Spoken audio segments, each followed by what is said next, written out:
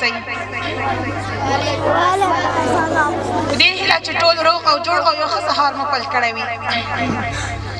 زه غواړم چې نن ورځ مناسبت تاسو ته یو شعر در واورم د اسدالله حافظ یو شعر ده چې عنوان یې ده څو به بېسواده بې دانشه بې هنر ګرځو.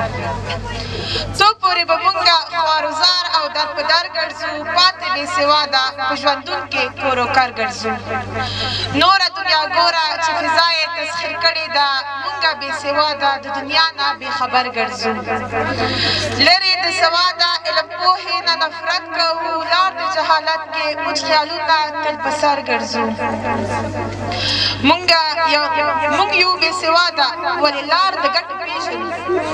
مونږ یو بېسواده ولې لار د ګټې پېژنو شپه او ورځ په غم کې د دنیا او سیم او زر ګرځو. راشئ د سواد لمنه ټینګه ټول له مخې کړو.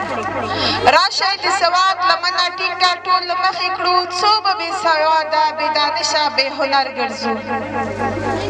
ښه ده چې ځان خلاص کړو بدمرغیو نه سواد باندې.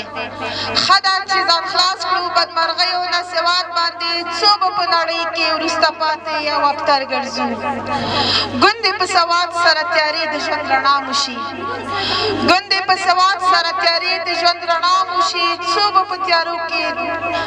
په تیارو د جهالت کې لر او بر ګرځو. ټول شی درمانګر د دغې بد مرض علاج لره. ټول شی درمانګر د دغې بد مرض علاج لره. بیا به په نړۍ کې هسکه غاړه لکه لمر ګرځو. بیا به په نړۍ کې هسکه غاړه لکه لمر ګرځو. توجه څخه مو نړۍ مننه.